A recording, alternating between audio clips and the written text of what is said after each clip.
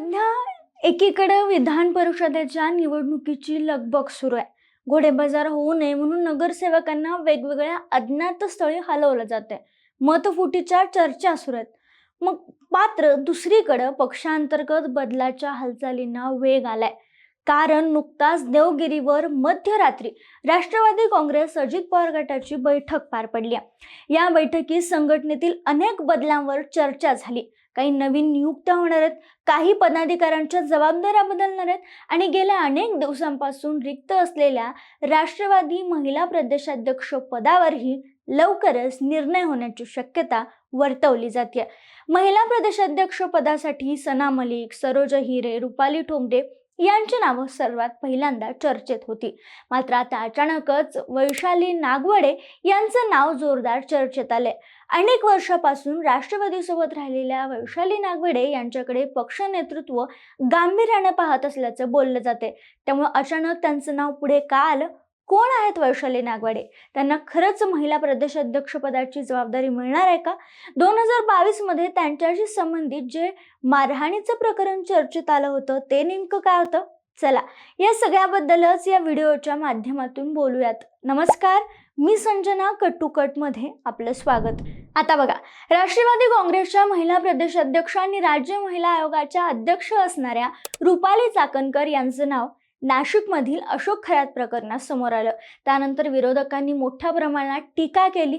त्यांचा राजीनामा मागितला जाऊ लागला आणि मग मार्च महिन्यात त्यांना राज्य महिला आयोगाच्या अध्यक्षपदाचा आणि राष्ट्रवादी काँग्रेसच्या महिला प्रदेशाध्यक्ष पदाचा राजीनामा द्यावा लागला. मग त्यानंतर या जागेवर आता कोणाची वर्णी लागणार याबद्दल अनेक चर्चा सुरू होत्या. इथं महिला प्रदेशाध्यक्ष पदासाठी सना मलिक, सरोज हिरे, राजलक्ष्मी भोसले, रुपाली ठोंबरे आणि वैशाली नागवडे यांची नावं चर्चेत होती. पण आता ही सगळी नावं मागे पडून वैशाली नागवडे यांचंच नाव फक्त सध्या चर्चेत आलेलं आहे आणि त्यांच्या नावाची किंवा त्यांची वर्णी राष्ट्रवादीच्या महिला प्रदेशाध्यक्षपदी लागू शकते असं म्हटलं जाते. सुरुवातीलाच मी सांगितलं त्याप्रमाणे नुकताच मध्यरात्री देवगिरी बंगल्यावर पक्षातील महत्त्वाच्या नेत्यांची बैठक पार पडली. या बैठकीत पक्षातील रिक्त पदं भरण्याबरोबरच काही महत्त्वाच्या पदांवर फेरनियुक्ती करण्याबाबत चर्चा झाल्याचं माध्यमातून सांगितलं जाते. महिला प्रदेशाध्यक्ष, युवक प्रदेशाध्यक्ष, विद्यार्थी अध्यक्ष, युवती अध्यक्ष अशा अनेक पदांवर नव्या नियुक्त्या होणार असल्याचं सांगितलं जातं. या बैठकीला छगन भुजबळ, प्रफुल्ल पटेल, सुनील तटकरे यांच्यासोबत सुनेत्रा पवार आणि पार्थ पवार हे उपस्थित होते. त्यामुळे येणाऱ्या राजकीय आव्हानांचा सामना करण्यासाठी अजित पवार गेल्यानंतर पक्षात संघटनात्मक बांधणी मजबूत करण्याची तयारी केली जाते असं म्हटलं जाते आणि याच चर्चेत राष्ट्रवादीच्या महिला प्रदेशाध्यक्षपदी वैशाली नागवडे यांची नियुक्ती होऊ शकते असं सांगितलं जाते. आता या वैशाली नागवडे नेमक्या कोण आहेत? तर वैशाली नागवडे या गेली अनेक वर्ष राष्ट्रवादी काँग्रेससोबत प्रामाणिकपणे काम करतात. पक्षाच्या प्रदेश प्रवक्ता म्हणून त्या कार्यरत होत्या. त्यांनी यापूर्वीच्या 2 जिल्हा परिषद निवडणुकांमध्ये राहू खामगाव गट क्रमांक 48 मधून राष्ट्रवादीच्या उमेदवार म्हणून निवडणूक लढवली होती. अमोल मिटकरी आणि रुपाली ठोंबरे यांचं जेव्हा प्रवक्तेपद अजित पवार जाण्यापूर्वी काढून घेण्यात आलं होतं त्याच वेळी वैशाली नागवडे यांनाही त्या पदावरून दूर करण्यात आलं होतं. त्याआधी सुरुवातीला जेव्हा राष्ट्रवादीत फूट पडली तेव्हा शरद पवारांसोबत होत्या, पण पक्ष फुटल्यानंतर त्यांनी शरद पवारांना साथ काही काळ दिली, मात्र नंतर त्यांनी अजित पवारांना साथ दिली. 2002 पासून आपण राष्ट्रवादीसोबत असल्याचं त्यांनी स्वतः एका भाषणात सांगितलं होतं. सुप्रिया सुळे यांच्या त्या अत्यंत जवळच्या मानल्या जातात, तरीही त्यांनी अजित पवारांसोबत जाण्याचा निर्णय घेतला. 2006 मध्ये सुप्रिया सुळे खासदार झाल्यापासून आजपर्यंत त्यांच्या खांद्याला खांदा लावून आपण काम केले असंही त्यांनी एका मनोगतात म्हटलं होतं. त्यामुळे पवार कुटुंबासोबत त्यांचे घनिष्ठ संबंध असल्याचं बोललं जातं. पक्षात काम करत असताना त्यांना पंचायत समिती सदस्य, अण्णासाहेब पाटील महामंडळ अध्यक्ष, महानंद अध्यक्ष, पंचायत राज समिती अध्यक्ष, प्रदेश सरचिटणीस, प्रवक्ता अशी अनेक पदं मिळाली. पण मागील जिल्हा परिषदेच्या निवडणुकीत त्यांना अपेक्षित यश मिळालं नाही. पुणे जिल्हा परिषद निवडणुकीत त्यांचा अवघ्या 350 मतांनी पराभव झाला. हा पराभव गटबाजीमुळे झाला असं त्यांच्या समर्थकांचं मत होतं. त्यानंतर महिला प्रदेशाध्यक्ष पदासाठीही त्या इच्छुक होत्या, मात्र ते पद रुपाली चाकणकर यांना देण्यात आलं. नागवडे यांनी पक्षाच्या जवळपास प्रत्येक आंदोलनात सक्रिय सहभाग घेतलाय.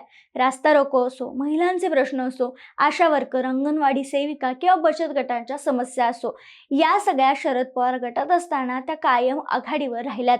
कोरोना काळात दौंडमध्ये सर्वाधिक सक्रिय पदाधिकारी म्हणून त्यांचं नाव चर्चेत आलं होतं.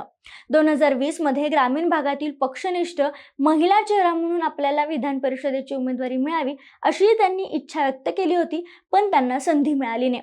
महत्वाचं म्हणजे 2022 मध्ये त्यांनी भाजप विरोधात एक मोठं आंदोलन केलं होतं. केंद्रीय मंत्री स्मृती इराणी यांच्या उपस्थितीत हे आंदोलन झालं होतं. त्यावेळी त्यांच्यावर मारहाण झाल्याचा आरोप करण्यात आला. भाजप कार्यकर्त्यांनी आपल्याला मारहाण केल्याचं सांगितलं होतं त्यांनी, आणि त्या घटनेचे व्हिडिओ मोठ्या प्रमाणात व्हायरल झाले होते. पोलिसांनी भाजप कार्यकर्त्यांवर गुन्हेही दाखल केले होते. त्यावेळी हे प्रकरण मोठं गाजलं होतं आणि त्यावेळी त्या चांगल्या चर्चेत आल्या होत्या. याशिवाय गॅस दरवाढ, महिला सुरक्षा, स्थानिक प्रश्न या मुद्द्यांवर त्या सातत्याने आक्रमक भूमिका घेताना दिसल्या. 2021 मध्ये पुणे जिल्हा मध्यवर्ती सहकारी बँकेच्या संचालक मंडळ निवडणुकीतही त्यांनी उमेदवारीची इच्छा व्यक्त केली होती, पण तिथंही त्यांना संधी मिळाली नाही. म्हणजेच गेली काही वर्ष त्यांचं नाव वारंवार चर्चेत येत होतं, पण अंतिम यादीत मात्र मागं पडत होतं. त्यामुळेच त्यावेळी त्यांनी "मी कुठं कमी पडले" अशी पोस्ट शेअर करत नाराजी व्यक्त केली होती. आता इतक्या वर्षाच्या पक्षनिष्ठेचं बक्षीस म्हणून वैशाली नागवडे यांना महिला प्रदेशाध्यक्षपद मिळणार का? त्यांच्या कार्यकर्त्यांच्या नजरा सध्या याच निर्णयाकडे राहिल्यात. बैठक पार पडल्यानंतर आता राष्ट्रवादीचे नेते अधिकृत घोषणा कधी करतात?